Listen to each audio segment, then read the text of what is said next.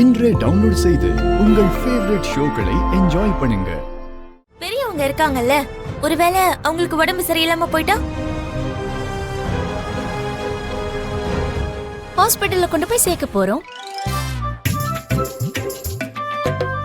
அதே வீட்லயே வச்சு பாத்துக்கணும்னு சொன்னா வேலைக்காரங்கள வச்சுப்போம்.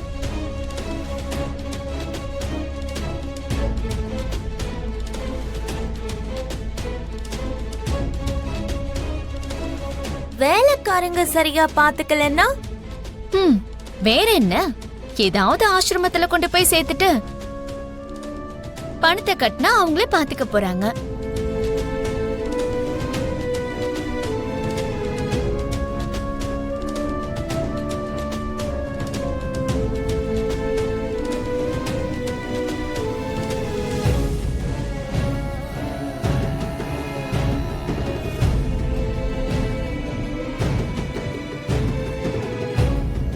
எங்கேயும் நான் பாத்துக்கிறேன்ற வார்த்தை வரவே இல்லை.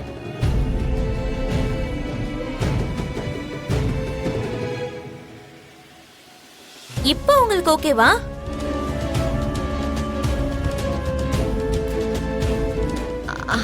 அது ஒருவேளை நிலைமை கை மீறி போயிடுச்சுன்னா அப்படி பண்ணுவேன்னு சொன்னேன்.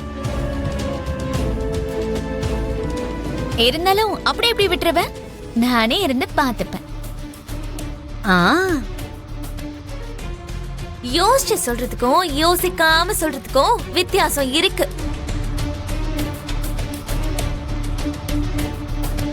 ஆண்டிக்கு உங்களை நல்லா பாத்துக்கிட்டா போதும், உங்களுக்கு ஆண்டிய நல்லா பாத்துக்கிட்டா போதும். ஆனா வர போறவங்க உங்க 2 பேரையும் மட்டும் இல்ல, பூர்ணி இருக்கா, அவளையும் நல்லா பாத்துக்கணும்ல.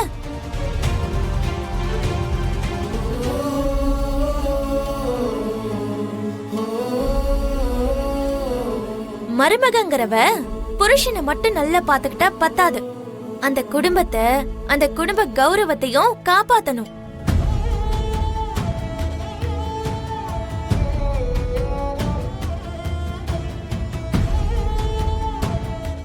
ஆண்டிக்கு உடம்பு சரியில்லாம போச்சுன்னா ஹாஸ்பிட்டல்ல வச்சு பாத்துக்கலாம்னு சொல்லக்கூடாது. நான் இருக்கேன் பாத்துக்கிறேன்னு சொல்லிருந்தா நல்லா இருந்திருக்கும். அந்த பொண்ணு சொல்றத கேட்டு உன்னை பிடிச்சிருக்குன்னு சொன்ன என் பொண்ண வேணான்றியா?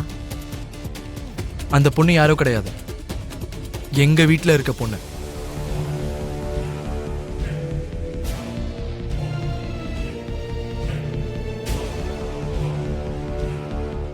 நான் எதிர்பார்க்கிற பொண்ணு என்ன விரும்புறவங்க கிடையாது, எங்க அம்மாவை கண்ணில் வச்சு பாத்துக்கணும். ஹாஸ்பிட்டல்ல ஆசிரமத்துல சேர்க்கிற மருமகெல்லாம் எங்க அம்மாவுக்கு தேவையே இல்லை.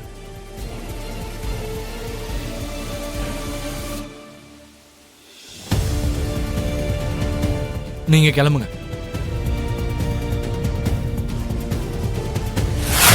எவ்வளவு நல்லா பாடின, எனக்கு எங்க அம்மா ஞாபகம் வந்துருச்சு. அம்மா மேல நீ எவ்வளவு பாசம் வச்சிருக்க நீ பாடின பாடலே தெரிஞ்சிருச்சு. அம்மா மேல இவ்வளவு பாசம் காட்டுற ஒரு பொண்ணு இருக்கானா அவங்க ரொம்ப கொடுத்து வச்சவங்க.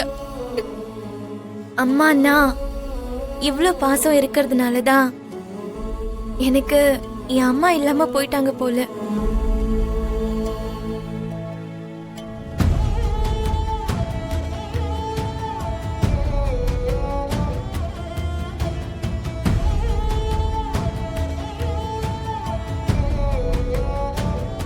இவ்ளோ பாசமா இருக்கிற பொண்ணை விட்டுட்டு உங்க அம்மா எங்கம்மா போறாங்க?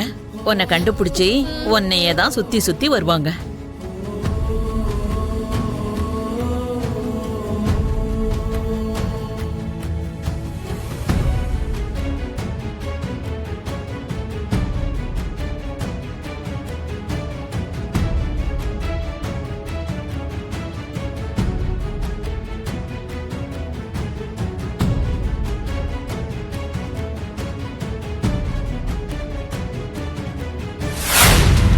இது நீ அப்பாவுக்காக விட்டுட்டு போன அடையாளம் இல்லம்மா, எனக்காக நீ பாதுகாத்து வச்ச அடையாளம்.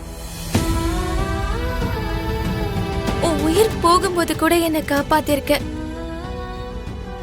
உன் மடியில விளையாடுற குடுப்பனை எனக்கு கிடைக்கலனாலும் கண்ணால உன்னை இப்படி பார்க்கக்கூடிய குடுப்பனையாவது எனக்கு கொடுத்திருக்க.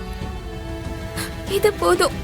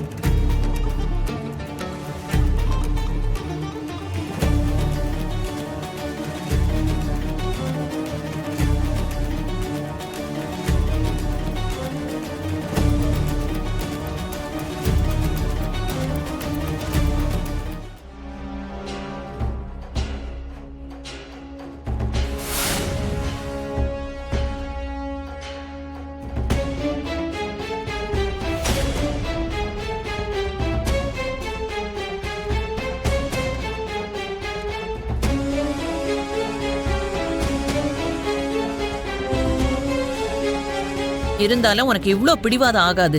என் கல்யாணத்துக்கு பெத்தவங்க எதுவும் செய்யக்கூடாதுன்னு சொல்ற முதல் பொண்ணை உன்னதான் பாக்குறேன். எனக்கு விருப்பம் இல்ல, அவ்வளவுதான். இப்படி பேசிதான் அவரை வருத்தப்பட வச்ச, அது பத்தலையா? அவரை என்ன கஷ்டப்படுத்துறத விட நான் ஒன்னும் அவரை அவ்வளவு கஷ்டப்படுத்தல.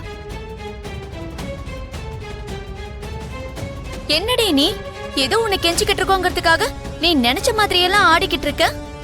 வெளியில சொந்தக்காரங்க எல்லாம் இருக்காங்க, அவங்க எல்லாரும் முன்னாடியும் உங்க அப்பாவை நீ அசிங்கப்படுத்துவியா?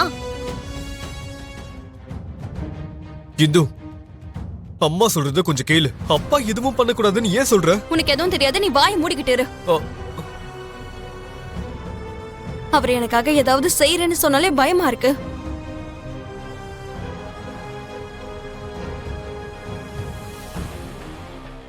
கல்யாண சம்பந்தம் கூட்டிட்டு வரேன்னு வந்தவங்கள அந்த வீட்டுக்கு அனுப்பி வச்சாரு. தாலிய வாங்கிட்டு வர சொன்னா அது தொலைஞ்சிருச்சுன்னு சொன்னாரு. இப்ப இந்த கல்யாணத்தை பக்கத்திலே இருந்து நடத்துறேன்னு சொன்னா அது நல்லபடியா நடக்கும்ன்ற நம்பிக்கை எனக்கு இல்ல.